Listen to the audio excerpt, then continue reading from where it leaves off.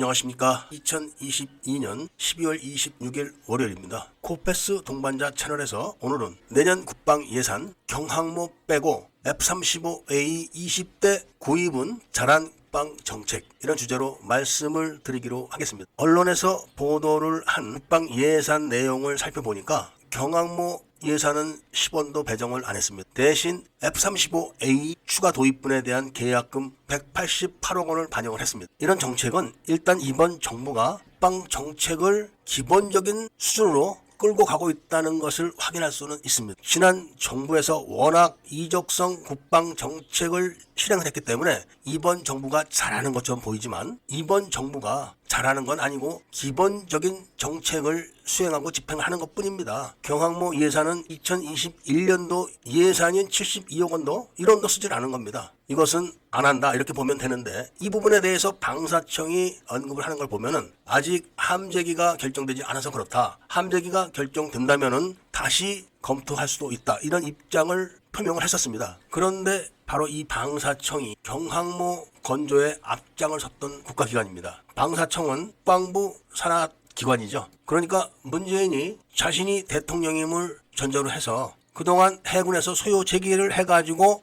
연구 개발이 거의 끝나가는 상륙함 백령도 함에 대한 계획을 취소시켜버리고 그냥 경항모가 좋다 이렇게 결정을 내린 겁니다. 그런 결정을 내려서 집행하는 과정이 무슨 경항모에 대한 해군의 소요 제기가 있어가지고 그것이 어떻게 의결이 되고 다음에 회의를 통해서 결정을 해가지고 이런 단계가 전혀 없는 겁니다. 그냥 대통령이 원자력 발전소 폐쇄 이렇게 하는 것처럼 진행하던 백령도함의 건조 계획을 없애, 그리고 국방부 장관을 빼고 방사청장을 불러다 네가 해, 이렇게 해가지고 진행한 게 경항모 건조 계획인 겁니다. 그러니까 경항모라고 해서 달라진 건 아니고 백령도 함에 웰독을 떼어낸 거를 주 변경 사항으로 해가지고 디자인을 좀 고치고 해가지고 다른 것처럼 보이게 해서 진행을 하려고 했던 겁니다. 그리고 F-35B는 아직도 제대로 검증이 된 그런 기체가 아니고 해병대 상륙작전에 특화된 기체인데 그거를 해전에다가 투입하겠다고 결정을 해서 도입 결정까지 그때 내렸었습니다. 계약까지 한다는 얘기를 언론들이 보도를 했었죠. 했는지 안 했는지는 확인은 안 되지만 그런 보도까지 나왔었습니다. 그러니까 경항모가 맞다 틀리다 이런 거를 논하기 이전에 모든 절차가 불법이라는 거죠. 그리고 백령도함이 건조가 되어야지만 우리나라 해병대 사단 병력의 독자 상륙 가능성이 있는 겁니다. 그게 무서워서 그 사업을 폐지시켜버린 겁니다. 그런데 정권이 바뀐 다음에 새 정부의 국방 정책을 관리하는 그런 사람들이 경항모 사업을 중단을 시킨 겁니다. 잘한 거죠. 해군의 함정이 몇 척이나 있습니까? 그거를 경항모를 또 호위한다고 다 빼내면은 해군의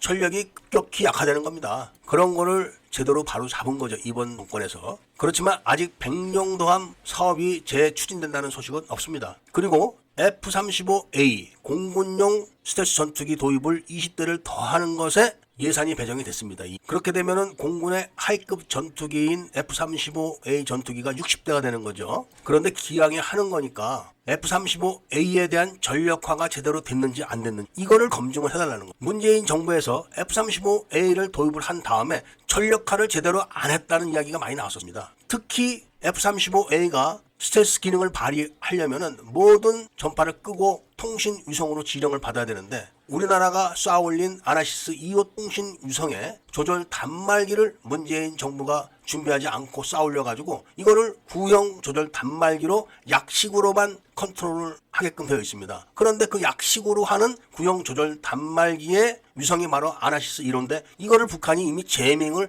했던 그런 단말기를 사용하는 거죠. 이 부분에 대해서 예산이 배정됐는지 안 됐는지에 대해서 자세하게 나오질 않아서 제가 알 수는 없습니다만은 5천억에 넘는 통신 위성을 발사를 하면서 몇 푼 안 되는 조절 단말기를 준비해 놓지 않았다. 이게 말이 되는 게 아니군요. 아주 의도적인 겁니다. 그래서 공군 스텔스 기체들이 스텔스 기능을 발휘하려면은 통신 위성과 관계가 굉장히 스무스해야 되는데 이 부분을 조사를 해달라는 겁니다. 또 하나는 214급 잠수함 건조 과정에 대해서 재조사를 해야 됩니다. 지금 대한민국의 수중 전력이라는 게 209급 6척에다가 도산 안창호급 한두 척이 전부입니다. 214급 잠수함들은 작전 능력이 거의 없습니다. 아예 공장을 손도 못 대고 있는 그런 잠수함도 있다고 합니다. 어떻게 214급 잠수함 사업을 진행하면서 잠수함 사업 단장에 잠수함 함장 출신들이 임명되는 게 아니라 어떻게 보안사 중령이 대령으로 진급해가지고 잠수함 사업 단장을 합니까? 냄새가 나지 않습니까 벌써? 그러면서 현대중공업 상무를 방사청장으로 앉혀서